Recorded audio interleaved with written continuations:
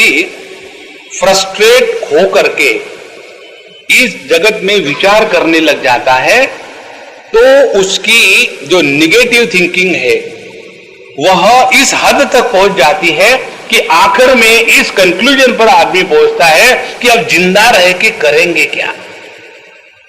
जो व्यक्ति इस प्रकार की विचारधारा में पहुंच जाता है, समझ लेना वह साइकोलॉजिकली ब्रोकन पर्सनालिटी है।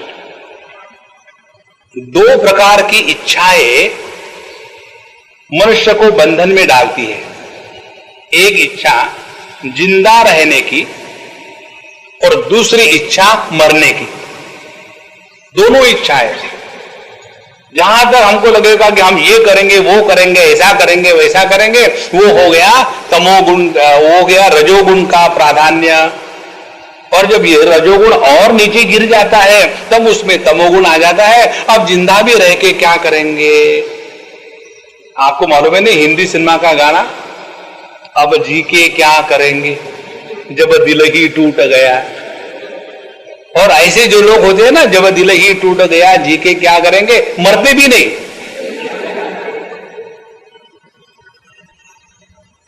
ये जो टूटे हुए दिल के लोग हैं उनका मन इस मोह ने बहुत जबरदस्त प्रभावित हो गया है।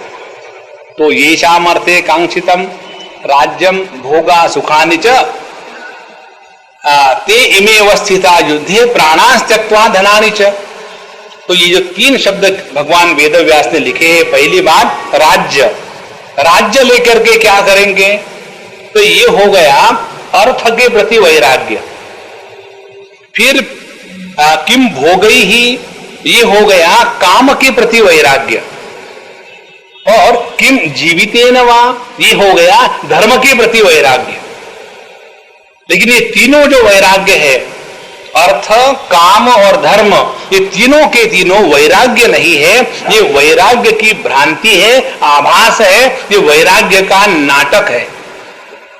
इसीलिए हमारे अंतःकरण में जब इस प्रकार की गड़बड़ बात आ जाती है ना, तब समझ लेना कि हम मोह के द्वारा प्रभावित हो चुके हैं। अच्छा, अपने लिए कुछ नहीं चाहिए, अब दूसरों की बात करते हैं। कहते हैं येषाम् अर्थे कांक्षितम नहा राज्यम भोगा सुखानि च ते इमे अवस्थिता युद्धे प्राणांश त्यक्त्वा धनानि च। और यह जो राज्य है, ये भोग है, ये हम जिनके लिए कमा रहे थे वही तो लोग इस युद्ध के मैदान में मरने के लिए तैयार है। अब कल्पना करो, ये युद्ध होने के बाद क्या अर्जुन भीष्माचार्य जी को, द्रोणाचार्य जी को, धृतराष्ट्र जी को, इन सबको क्या अपने जूते साफ करवाता? क्या उनसे कुछ बुरे कार्य करवा लेता? क्या उनको अपना गुलाम के रूप में रखता? नहीं रखता। चाहे वो युद्ध जीत भी जाता और ये लोग जिंदा भी रहते तो भी वो उनको कभी भी हारा हुआ नहीं स्वीकार करता। ये तो उसको मालूम था। और फिर भी उसके अंतःकरण में ये विचार आ रहे हैं कि जिनके लिए हम ये राज्य भोग सुख प्राप्त करने के लिए प्रयत्न कर रहे हैं, ही इस युद्ध के मैदान में आकर के मरने के लिए तैयार है। प्राणांश त्यक्त्वा धनानि च। और आगे कहते हैं कौन लोग है वो, फिर अपने सभी के सभी संबंधी गिनाता है। आचार्या पितर पुत्राः तथैव च पितामहाः मातुला श्वशुरा पौत्राः श्याला संबंधिनस्तथा एतान्न हन्तुम इच्छामि घ्नतोऽपि मधुसूदन अपि त्रैलोक्य राज्यस्य हेतो किम नु मही कृते। फिर उसने वही संबंधियों को इकट्ठा किया। आज भी हम सुबह पंचदशी पर बोल रहे थे, कुछ समय ये विचार आया, बहुत महत्व का विचार है, ध्यान से समझ लेना। और ये विचार हमको ये बताएगा कि हम कितना संबंधियों में फंस जाते हैं। हम बाबाजियों से प्रारंभ करते हैं। आप लोगों को कुछ कहने के पहले बाबाजियों को कहते हैं। आप लोगों ने सुना होगा इस आध्यात्मिक क्षेत्र में भी एक दूसरों की पहचान कर देते हैं कि हम दोनों गुरु भाई हैं। असली भाई को तो छोड़ के आए और यहां गुरु भाई निर्माण किया, फिर रिश्ता निर्माण किया। और ये हमारे दादा गुरु है, ये हमारे नाना गुरु है। और जब मैंने एक महात्मा से हरिद्वार में बात सुनी तो मुझे हंसना रोकना बड़ा कठिन हो गया जब उन्होंने कहा कि स्वामी जी ये हमारे चाचा गुरु है। तो हमने कहा भाई ये नया स्टाइल गुरु का, चाचा गुरु कहां से पैदा किया? बोले हमारे गुरु के गुरु बंधु है, इसीलिए हमारे चाचा गुरु हो गए। देखो इस जगत में हम सभी के सभी रिश्तों के कारण काफी दुखी हैं, इसीलिए किसी के भी साथ रिश्ते निर्माण ना करें। 12वें अध्याय में भगवान बताते हैं अद्वेष्टा सर्वभूतानां मैत्रहा करुण एव च। वो ये कहते हैं कि किसी के व्यक्ति विशेष के मित्र भी मत बनो। फिर क्या करे? सबके साथ मैत्री का व्यवहार रखो। जहां हमारे रिश्तों में किसी भी प्रकार की परिच्छिन्नता आ जाती है वही बंधन का कारण बन जाता है। अब अर्जुन की बात देखो कि मैं आचार्य, पितर, पुत्र, पितामह, मातुल, श्वशुर, पौत्र, शाला जितने संबंधी है सभी के सभी आ गए हैं। और आगे कहता है एतान न हन्तुमिच्छामि घ्नतोपि मधुसूदन। हे मधुसूदन, मैं इनको मारने की इच्छा नहीं रखता हूं। आप इसमें जरा देखो सूक्ष्म बात क्या है। सूक्ष्म बात यह है आज तक अर्जुन ने क्या कभी युद्ध नहीं लड़ा था? कितने लड़ चुका था और युद्ध के मैदान में कितने लोगों को मारा था। और इसके बावजूद भी आज वो कहता है एतान हन्तुम इच्छामि। क्यों? कि वो अपने हैं। देखो अपने हैं तो उनको मारना कठिन है, पराये हैं तो उनको मारना बड़ा आसान है।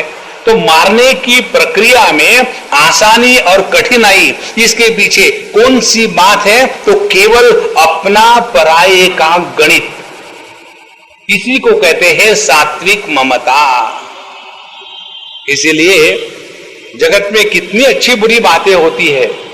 आप लोगों को याद होगा जब अपने इंडिया में पहले बार टेररिज्म आया, पंजाब में शुरू हुआ, तो उस समय एक को मारा, दो को मारा, तो वो न्यूज पढ़ करके हम लोग कितना प्रभावित हो जाते थे। धीरे धीरे एक बस में से उतार करके सबको मार दिया। और आज ये स्थिति पहुंची है कि भैया आज का स्कोर कितना है? और फिर कहते हैं नहीं आज तो कम ही मरे, आज तो 20-25 ही मरे। ओ कोई ज्यादा बात नहीं।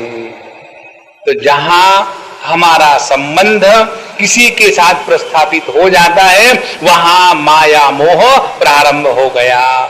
एतान हन्तुमिच्छामि घ्नतोपि मधुसूदन घ्नतः अपि। यदि वो मुझे मारे तो भी चलेगा।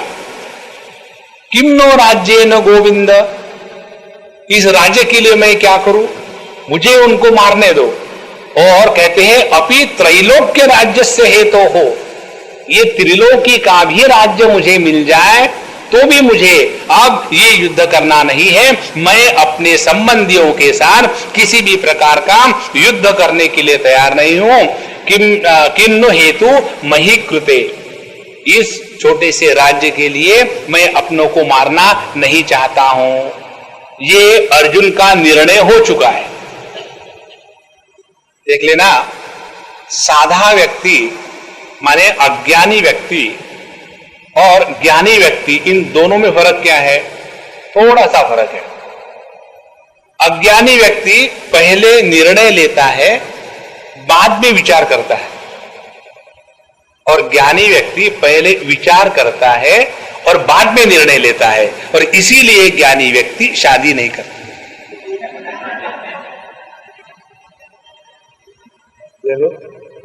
नहीं तो जितने भी शादीशुदा महात्मा है वही चक्कर है। Swami ji, if you had come in our life 40 years before, I would not have married that man. एक अम्मा ने मुझे कहा था अपने पति के बारे में, Swami ji, had you come in my life 40 years before, I would not have married that man. तो मैंने उसको कहा, I also would not have married you.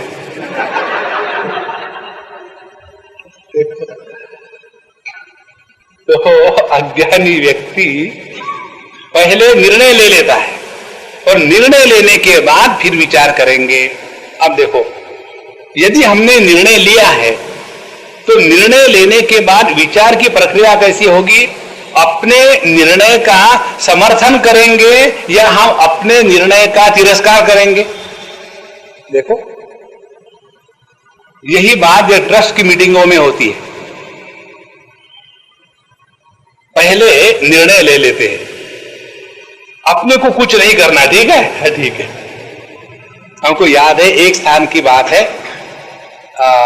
वहां कुछ काम करना था, जमीन लेनी थी और कुछ स्कूल बनाना था। 4-6 ट्रस्टी इकट्ठे होते थे और मीटिंग होती थी। हमने उसकी 3 मीटिंग अटेंड की और तीनों मीटिंगों में हम शांत बैठते थे।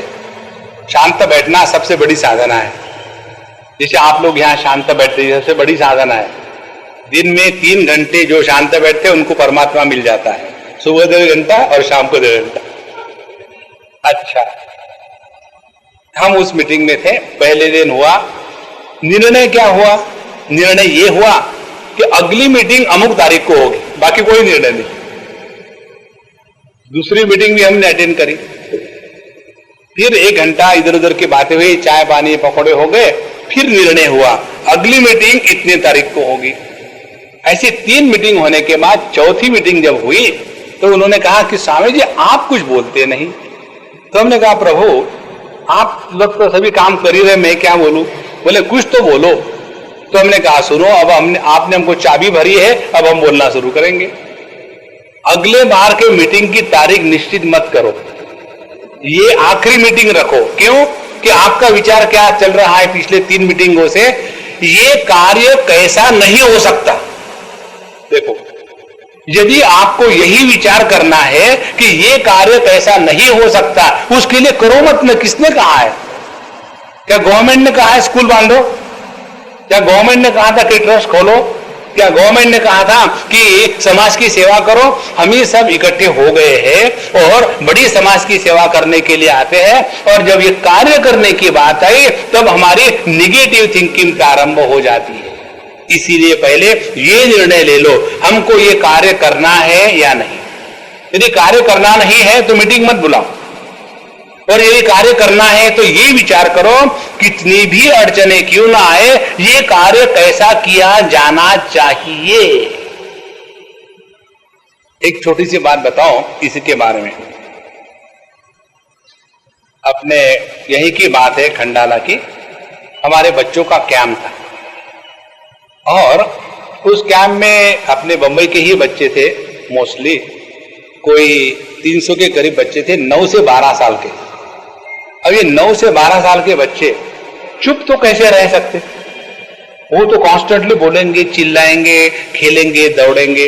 और जो हमको स्थान मिला था, अच्छा स्थान, व्यक्ति भी बड़े अच्छे, लेकिन वहां एक कोई ऐसे व्यक्ति आ गए कि जिनको बच्चे के हंसी से एलर्जी थी, और वो आकर के हमारे ये युवा केंद्र के लड़के लड़कियों को डांटने लग गए कि ये कहां से जानवर ले आए, सब यहां गड़बड़ कर रहे। तो हमारे बच्चे हमारे पास आए, स्वामी जी उन्होंने हमारे बच्चों को ऐसा कहा। तो हमने कहा are they underestimating you? बोले स्वामी जी सीरियस हो जाओ। फिर वो हमको बताने लग गए कि सभी बच्चे एकदम घबरा से गए हैं, अब क्या किया जाए। हमने कहा पहली बात ये करो, शांत रहो, बाकी कुछ नहीं करना तुमको, सिर्फ शांत रहो, बच्चों को भी कुछ मत बताना। और फिर हमने हमारे मन में निर्णय ले लिया कि आज रात के बाद इस स्थान को छोड़ देना है। और फिर हमने हमारे बच्चों को बताया कि हम इसको छोड़ के कहीं चले जाएंगे। स्वामी जी कहाँ चले जाएंगे? है ना, बंबई में, और कहाँ चले जाएंगे? कल कैंप को आया, आज वापस जाएंगे। हाँ ऐसा ही होगा, अब क्या करें। और फिर उसी रात को हमने हमारे जो पहचान के थे इधर उधर के लोग 2-3 जगह फोन किया, रातों रात पूरा का पूरा अरेंजमेंट करके दूसरे दिन सुबह हम कैवल्य धाम जो है लोनावाला में, वहां अरेंजमेंट हो गई। देखो, निर्णय क्या है? निर्णय ये है कि हमारे बच्चों को यहां से हटा करके ऐसे स्थान पर ले जाए कि जहां उनको कोई अच्छे बुरे शब्द ना कहे। ये निर्णय ले लिया है तो उसके अनुसार विचार होगा। यदि दूसरा निर्णय ले लिया तो ठीक है, बच्चों को डिसिप्लिन करानी चाहिए, सबको डांटो, कोई नहीं हंसेगा, हमेशा रोता रहेगा मन ही मन। बड़े जो करते वही छोटों ने करना चाहिए। निर्णय अपना होता है और उस निर्णय लेने के बाद उस निर्णय का समर्थन करने के लिए हम विचार करते हैं। अब अर्जुन का निर्णय यह था कि एतान्न हन्तुम इच्छामि। यदि हमने ही निर्णय ले लिया है कि मैं वॉकओवर दे देता हूं, हमने ही निर्णय ले लिया है कि मैं ये बिजनेस खत्म कर देता हूं, ऐसा ये जो निवृत्ति का स्वरूप अर्जुन के हृदय में आया, यह ज्ञान की निवृत्ति नहीं थी, यह फ्रस्ट्रेशन के कारण निर्माण हुआ वैराग्य था। इसीलिए पूरा चित्र कैसा हो गया? जब अर्जुन के अंतःकरण में दो गलत भावनाओं का जन्म हुआ, एक गलत भावना सफलता की नशा, उसका अभिमान, उसका गर्व, दूसरी दूसरों के प्रति द्वेष की अग्नि हृदय में जल रही है। इन दोनों चीजों को भगवान कभी भी समर्थन नहीं देंगे और इसीलिए भगवान ने अर्जुन के रथ को भीष्माचार्य, द्रोणाचार्य जी इनके सामने खड़ा कर दिया। उसको देखने के बाद तुरंत अर्जुन के मन में मोह निर्माण हो गया। क्यों? कि जिनको मैं मारने जा रहा था वो तो अपने ही है। और जहां उसके मन में मोह निर्माण हो गया, सबसे पहली बात यह हो गई कि उसके अंतःकरण का जो युद्ध करने का उत्साह था, वो उत्साह नष्ट हो गया। और केवल उत्साह ही नष्ट नहीं हो गया, उसकी बुद्धि भ्रष्ट हो गई, उसकी स्मृति नष्ट हो गई। और ऐसा भ्रष्ट नष्ट व्यक्ति अर्जुन फिर विचार करने लग गया। तो ऐसा फ्रस्ट्रेटेड व्यक्ति विचार करेगा तो वो कभी भी कंस्ट्रक्टिव क्रिएटिव विचार नहीं कर सकता। इसीलिए अपने आप को कभी भी गलत विचारों के अनुसार नहीं चलाए। कल हमने आपको पॉजिटिव थिंकिंग के बारे में एक दो विचार दिए थे, आज हम आपको और एक दो विचार देते हैं। पॉजिटिव थिंकिंग किसको कहते हैं? रोज हम कम से कम एक व्यक्ति को प्रसन्न रखें। See how beautiful it is? एक व्यक्ति को कम से कम, किसको प्रसन्न रखें? सभी के सभी बुरे हैं, आईने के सामने रख करके स्माइल करो, बहुत है। देखो, एक महात्मा के पास एक व्यक्ति गया, उसने पूछा कि महात्मा जी, ये हमको कैसा पता चले कि भगवान हमसे प्रसन्न है? क्योंकि वो दिखते तो है नहीं, सर्टिफिकेट देते नहीं, वीसा स्टैंप भी नहीं लगाते, प्रसन्न अप्रूव्ड, तो कैसा पता चले? तो महात्मा जी ने बताया, देखो तुम अपने आप से प्रसन्न हो क्या? यदि हम अपने आप से प्रसन्न है, माने यदि हमारे अंतःकरण में अपने को लेकर के, अपने कार्यकलापों को लेकर के, अपने विचारों को लेकर के ग्लानि निर्माण नहीं होती, फ्रस्ट्रेशन निर्माण नहीं होता, डिप्रेशन निर्माण नहीं होता, तब समझ लेना हम योग्य प्रकार से विचार कर रहे हैं। तो पॉजिटिव थिंकिंग का एक महत्व का सिद्धांत, कम से कम एक व्यक्ति को तो प्रसन्न रखो। स्वामी जी, एक व्यक्ति को किसको प्रसन्न रखे आप बताओ? यदि आप पति हो तो पत्नी को प्रसन्न रखो, यदि आप पत्नी हो तो पति को प्रसन्न रखो। आप तो हमको अशक्य अनुष्ठान बता रहे हो।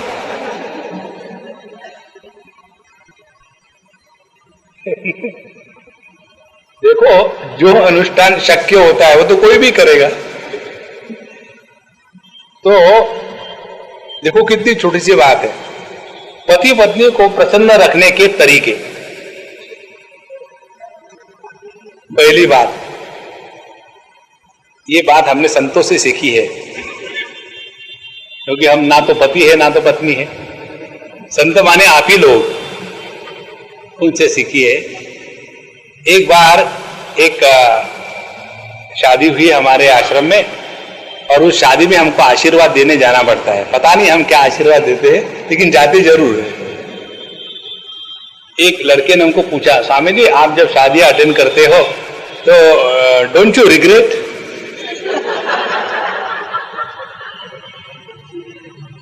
तो वहां हम गए शादी के लिए, उनको आशीर्वाद देने के लिए। तो हमने उस लड़के को कहा, लड़की को, देखो तुम अपने पति की जबान और कान अपने हाथ में रखो। जब हमने ऐसा कहा तो वो लड़का और लड़के के माँ बाप हमारे तरफ देख रहे, पता नहीं कैसे बाबा जी ये अभी से आग लगा रहे।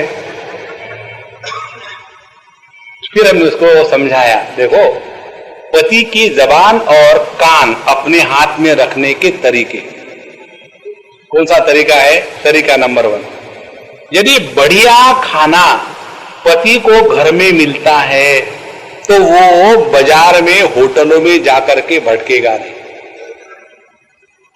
सरल बात है। लेकिन ब्रेकफास्ट के लिए ढोकला, लंच के लिए ढोकला, डिनर के लिए ढोकला, मारने के लिए ढोकला, कब तक? कुछ तो दूसरा बनाओ, रोज का रोज वही।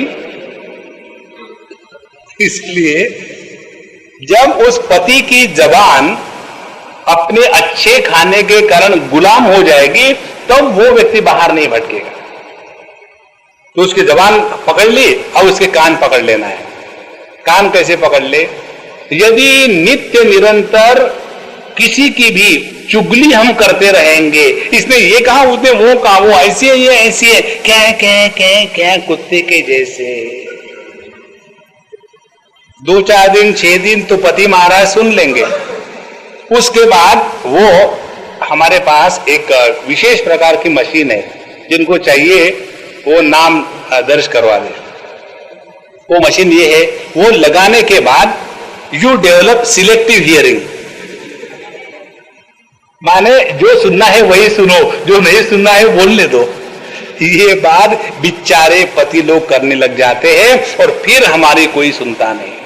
इसीलिए यदि एक छोटी सी मन में संकल्प ले ले कि हम अपने पति को प्रसन्न रखेंगे या हम अपने पत्नी को प्रसन्न रखेंगे।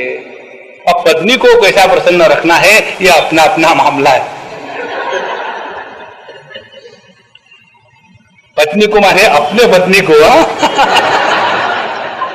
यह ठीक से समझ लेना। अच्छा महाराज, देखो इस प्रकार का विचार रखो ना, तो हम कभी भी निगेटिव थिंकिंग नहीं करेंगे, पहली बात। दूसरी बात, जब हम प्रसन्न होते हैं तब समस्या गंभीरता का रूप धारण नहीं करती, और जब हम डिप्रेस्ड होते हैं तो छोटी सी भी चीज को लेकर के एकदम उलझे जाते हैं। इसके बारे में आपको उदाहरण दे। एक बार हम कही थे, कोई प्रॉब्लम थी वहां, तो उन लोगों ने हमको पूरा ब्रीफ किया, 3 दिन तक ब्रीफ किया। ब्रीफ शब्द है लेकिन किया 3 दिन ब्रीफ। और जो सब हम बता रहे थे हम सुन रहे थे अपने बैठे बैठे बैठे, और जो हमको बता रहे थे वो एक्सपेक्ट करते थे कि जब वो बताएंगे कि ये आदमी ऐसा है, वो व्यक्ति ऐसा है, इसकी फाइल में देखो ये है, उसकी फाइल में देखो वो है, तो हम बड़े एक्साइट होंगे, नोट्स निकालेंगे, समझेंगे। तो हम शांत होकर के सुन रहे थे।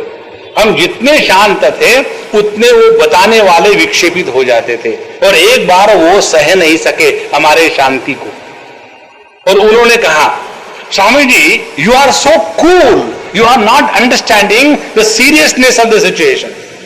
आप इतने ठंडे हो कि यहां की जो गंभीरता है आप समझ नहीं रहे हो। तो हमने कहा, प्रभु हम समझ रहे हैं, आप बताओ। बोले नहीं, you should be very alert. तो हमने उनको बताया, देखो समस्या का समाधान शांत मन से होता है। यदि किसी ने कहा कौवा तुम्हारा कान काट के ले गया है और उसके पीछे दौड़ने लग गए, पहले देख भी तो लो कि कान है कि नहीं। उसी प्रकार से जगत की किसी भी समस्या को लेकर के यदि हम अपने मन को शांत और प्रसन्न रखेंगे तो जो स्थिति अर्जुन की हुई थी वो स्थिति हमारी नहीं होगी। इसीलिए हम लोग हमेशा साधु संतों के पास जाकर के पूछते, स्वामी जी मंत्र दो। जैसे बच्चों को स्टैम्प कलेक्शन का हॉबी होता है ना, तो जो प्रोफेशनल सत्संगी है उनको मंत्र कलेक्शन का हॉबी है। अब देखो, मंत्र का अर्थ राम राम कृष्ण कृष्ण नहीं है केवल, मंत्र का अर्थ है मंत्रणा। और क्या मंत्रणा है? मंत्रणा ये है कि जगत की किसी भी परिस्थिति को हम आसान और कठिन तब बनाते हैं जब हमारा अंतःकरण शांत या अशांत होता है। उदाहरण ले लो, एक व्यक्ति पहले पहले ड्राइविंग सीखता है। हम आ रहे थे वहां से अपने अंधेरी से, तो किसी एक अम्मा ने नई नई कार चलाना सीखा और इसीलिए, Swami ji where you have to go you tell me I will drive you.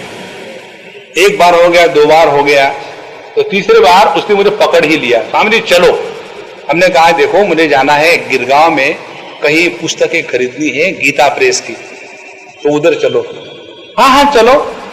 हम आए शिवाजी पार्क, और जहां पार्किंग करने के लिए कोई समस्या नहीं, ऐसे स्थान पर उन्होंने कार पार्क कर दी। हमने कहा कि अम्मा हमको जाना है वहां, यहाँ नहीं रुकना है। साहब ये रुको रुको सब हो जाएगा। फिर पहले उतरो, हम उतर गए, फिर उन्होंने टैक्सी बुलाई और फिर हम टैक्सी से गए। हमने कहा अम्मा ये कार मुझे ले आई थी, टैक्सी में क्यों बैठा रही हो? बोले स्वामी जी ये ट्रैफिक इतनी भयानक है बंबई की।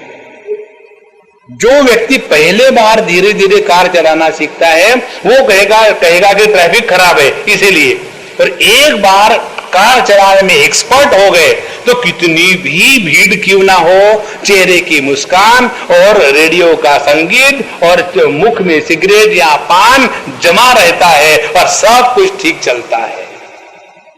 जगत बहुत बड़ा बलवान तब बन जाता है जब हम बलहीन बन जाते हैं। The strength in the world is borrowed from our weakness. यदि हम तगड़े रहे, यदि हम प्रबल रहे, यदि हमारी बुद्धि भ्रष्ट ना हो, यदि हम किसी भी समस्या को लेकर के घबराते नहीं, यदि हृदय में धैर्य हो, तब ऐसे व्यक्ति के लिए ये जगत कभी भी समस्या के रूप में सामने नहीं आता।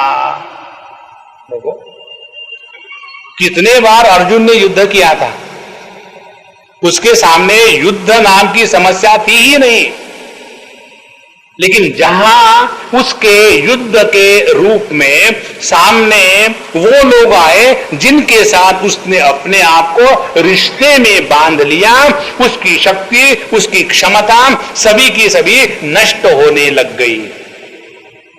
एक और उदाहरण आपको दूं मैं, कैसे हम ये वीकनेस के कारण अपने आप को नष्ट कर देते हैं। एक घर की बात है, वो अम्मा हमको कह रहे थे कि स्वामी जी हमारे ये जो है ना, अपने पुत्र को पैसे दे दे करके नष्ट कर रहे। तो हमने कहा कैसे नष्ट करते? वो आता है अपनी मर्जी से, डैड 1000 रुपीज, और ये सीधे दे देते उसको, कभी ना नहीं कहते। और इसी के कारण मेरा पुत्र बहुत बिगड़ गया है। तो हम लोग खाना खा रहे थे, हमने कहा अम्मा मुझे खाना खाने दो, फिर पुत्र को देखते हैं और उसके पिता को भी देखते हैं। अभी इस समय तो मुझे ढोकले पर ठीक करना है। खाना मेरा खा लिया, फिर वो जो पिताजी थे वो हमको उनके कमरे में ले गए। लेने के बाद कहते स्वामी जी आपने कंप्लेन सुनी ना हमारी पत्नी से? हाँ सुनी। बोले चलो आपको तो मैं दिखा दूं। वो ले गए अंदर और एक बड़ी अलमीरा लोहे की, स्टोरवेल गोदरेज की जैसी उन्होंने खोली। बोले इसमें देखो, पूरी की पूरी अलमीरा 500 के 100 के नोटों से भरी हुई। पूरी की पूरी। और फिर उन्होंने बंद कर दी, मैं था ना सामने से बंद कर दी। उसके बाद वो मुझे कहते हैं कि स्वामी जी, मेरा जो पुत्र है ये सब चीज को जानता है, और कहता है डैडी 1000 रुपीज। यदि उसको मैं ना कहने की हिम्मत भी करूं तो तुरंत पूछता है, daddy I have forgotten the name of the income tax officer. अब वो मुझे इस प्रकार से, जब मेरे वीकनेस को जिसने जान लिया है तो वो बच्चा प्रबल बन गया। उसी प्रकार से ये दुनिया जब हमारे वीकनेस को पकड़ लेती है तो दुनिया प्रबल हो जाती है और हम बन जाते हैं उसके सामने छोटे। तो जगत की कोई भी समस्या बड़ी तब होती है जब हम अपने आप को छोटे बना लेते हैं। और आदमी छोटा कब बनता है? केवल एक बात से, ध्यान से सुनना, बहुत महत्व का विषय है। हम सभी के सभी अहम स्वरूप है। पहले दिन हमने आपको विचार बताया था, अहम स्वरूप है। लेकिन ये अहंता दो प्रकार की है। एक वो अहम जिसके साथ परिच्छिन्नता का नामो निशान नहीं है और इसीलिए वो परिपूर्ण अहम है। परिपूर्ण अहम किसको कहते हैं? जो सबको मैं के रूप में अनुभूत करता है। जैसे इस देह के, हमारे देह के हर एक अंग को, चाहे पैर की छोटी उंगली हो, चाहे हमारी आंख हो, पूरे देह को हम मैं के रूप में स्वीकार करते हैं। और इसीलिए इस देह की हमको कोई इच्छा नहीं है। देह के लिए होगी, क्योंकि देह तो मैं हूं ही। उसी प्रकार से जिसने ये अनुभूत किया है कि यह संपूर्ण विश्व मेरा ही स्वरूप है, तो उस परिपूर्णता के साथ ममता का लांछन नहीं होता। ममता किसकी होती है? ममता उसकी होती है कि जिसको हम मैं के रूप में स्वीकार या अनुभूत नहीं करते। अब जब हमारी ममता इस अहम को परिच्छिन्न कर देती है, तब हम अपने आप को छोटा बनाते हैं और इस जगत की विषय वस्तु, इनके भोग इत्यादि के लिए पूरे जीवन भर गुलाम बन के रहते हैं।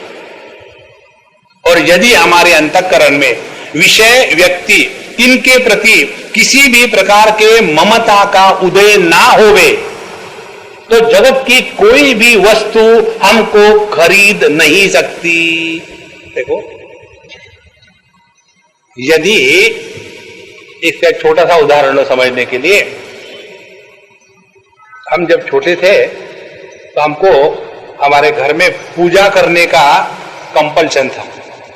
पूजा नहीं करेंगे तो खाना नहीं मिलेगा। आज के जैसा तो था नहीं, तो हम होटल में जाके खाएंगे या फ्रिज खोल के खाएंगे, वैसा धंधा नहीं था। तो बांध बूंद करके रोज भगवान की पूजा करते थे, तो खाना नहीं मिलता था। और एक दिन हम सुबह सुबह खेलने चले गए, हमारे दोस्त के साथ, छोटे से थे हम, खेलने चले गए और उन्हीं के यहां खेले वेले और उसके बाद डट के खाए। वो सम्मान दे दिया खाने के लिए, डोसा, इडली, वड़ा, जो जो था सामान, बिल्कुल यहां तक खाए। क्या खाए? वड़ा दिखा करके फिर रख दे, इतना खाए। और फिर हम 11, साढ़े 11 बजे घर पहुंचे तो घर में धर्म क्षेत्र, कुरुक्षेत्र शुरू हो गया। महाराज आ गए हैं, पूजा तो हुई नहीं आज तो किसी को खाने मिलने वाला नहीं है। और रोज की ये धमकी सुन सुन के हम भी तंग आ गए थे। फिर हमने भी कहा, किसको चाहिए खाना? क्यों? कि पेट भरा हुआ था इसलिए। देखो, जिसमें तृप्ति है वो किसी का गुलाम नहीं बनता। इसीलिए अपने अहम को जब हम परिच्छिन्न बनाते हैं तो जगत के विषय, वस्तु, व्यक्ति, ये ममता हमको चारों तरफ से काट देती है और उसी के कारण कोई भी आकर के हम पर प्रभाव डाल सकता है। इसीलिए जब तक इस जगत के किसी वस्तु व्यक्ति के प्रति हमारे अंतःकरण में ममता का उदय हो जाता है, तब तक हमारे अंतःकरण में अभय का निर्माण नहीं होता। देखो ये बाबा जी लोग इतने मस्त होकर के क्यों घूमते हैं? हमको एक ने कहा था, स्वामी जी आप एक कार क्यों नहीं खरीद लेते? तो हमने कहा कि हमको पागल कुत्ते ने काटा है। तो बोले फिर क्या हम लोगों को काटा है, हम कार खरीदते हैं? हमने कहा हमने थोड़ी कहा है, ये तो आपका अपना सवाल है। तो बोले क्यों नहीं खरीदते? हमने कहा इसलिए एक कार खरीदेंगे तो उसी में बैठना पड़ेगा, चलाने पड़ेगा और सब धंधा लग जाएगा। अब आप लोग राजा हो, हम लोग महाराजा है, रोज नई कार नया ड्राइवर, कितनी मजे की बात। दूसरी मजे की बात आपको बताऊं, हम रोज के किसी के घर में अलग अलग सोते हैं, ऐसा नहीं कि एक ही घर है। तो अभी कल परसों मुझे किसी ने पूछा, स्वामी जी आप कभी आज इसके घर में कभी उसके घर में सोते हो, आपको नींद आती है? हाँ आती है। बोले हमको तो बिस्तरा बदलो तो नींद नहीं आती। तो हमने कहा कि प्रभु यदि अपने ही बिस्तर पर नींद आना ये हमारा नियम हो तो हमको जिंदगी भर नींद ही नहीं मिलेगी, क्योंकि अपना बिस्तर है ही नहीं। जब अपना कोई बिस्तर नहीं, अपना कोई घर नहीं, अपना कोई मकान नहीं, तो क्या हर घर अपना है? देखो इसीलिए हम किसी के घर में जाते हैं तो हमको परायापन नहीं लगता, हम ही उनको कहते आ जाओ भाई खाना खा लो, शर्माना मत, घर अपना ही चाहिए। और फिर वो शर्माने लग जाते कि स्वामी जी रियली सीरियसली कह रहे हैं, लेकिन मैं तो सीरियस होता हूं, दे टेक मी लाइटली। अच्छा महाराज, ये है सुंदरता। जब हम अपने अहम को ये ममता के कारण परिच्छिन्न नहीं करते तब। इसके लिए एक छोटा सा गणित आपको बताऊं, या तो सबको अपना कहो या तो किसी को भी अपना मत कहो। हम लोग डबल स्टैंडर्ड के हैं, कोई कोई अपना, कोई कोई अपना नहीं। और इस विचार को, इस धारणा को लेकर के हम साधु संतों के पास जाते हैं और चाहते हैं कि जैसे हमारे अंतःकरण में कोई कोई अपना, कोई कोई अपना नहीं है, वैसा ही उनका अंतःकरण होवे। लेकिन साधु संतों का अंतःकरण ऐसा नहीं होता।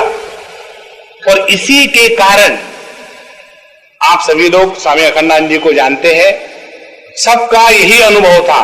कौन सा? कि स्वामी जी महाराज हमसे सबसे ज्यादा प्रेम करते, और उनको पूछो तो वो हंस देते। क्यों? कि उनके प्रेम में रिश्ते की परिच्छिन्नता नहीं थी। ऐसे नहीं कि कोई अपना है कोई पराया है। जिस प्रेम में अपने पराये का गणित निर्माण नहीं होता वही शुद्ध प्रेम है।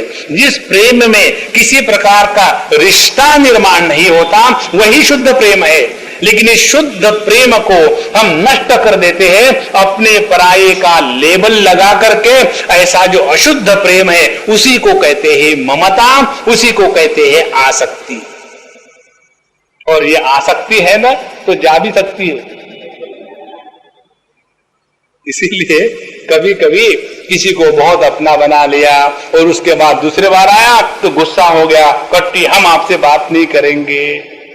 इसीलिए भैया ये बात स्पष्ट रूप से हम सब समझ ले कि किसी भी प्रकार से अपने अंतःकरण में मोह के प्रभाव में आकर के कोई निर्णय ना ले।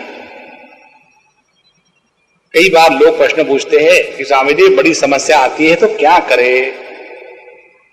उस समस्या का हल, समाधान कैसे करना है हम आपको बताएं।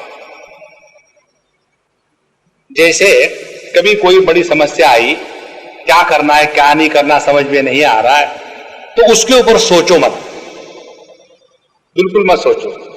वो विषय को दिमाग से निकाल डालो। तो फिर करे क्या? सिनेमा देखो टीवी पर या चौपाटी पर जाकर के भेल खाओ। उस विषय पर चिंतन मत करो।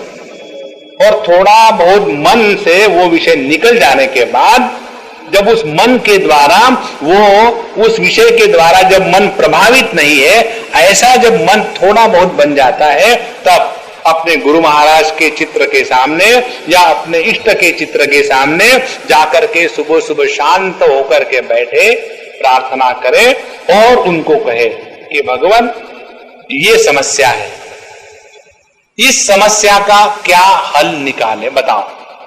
ध्यान से सुनना।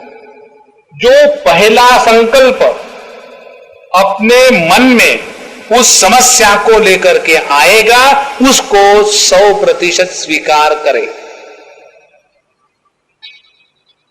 जब मन शांत होता है, जब हम अपने इष्ट या गुरु के सामने होते हैं, तो मन गलत प्रकार का विचार नहीं करता, और ऐसा शांत, पवित्र और समर्पित मन जब किसी भी कार्य का निर्णय लेता है, तो उस निर्णय के द्वारा अपना उद्धार होगा। भले हमको वो अच्छा लगे ना लगे, अच्छा लगना बुरा लगना ये जीवन का हेतु नहीं है, हमारा भला होना ये जीवन का हेतु है। और अर्जुन ने यही बात दूसरे अध्याय में जाके करी, लेकिन तब तक के अर्जुन ने क्या किया, अपने मोह में रह करके अनेक प्रकार के विचार किए, और वो सभी के सभी विचार उसके मोह को प्रबल बना रहे थे।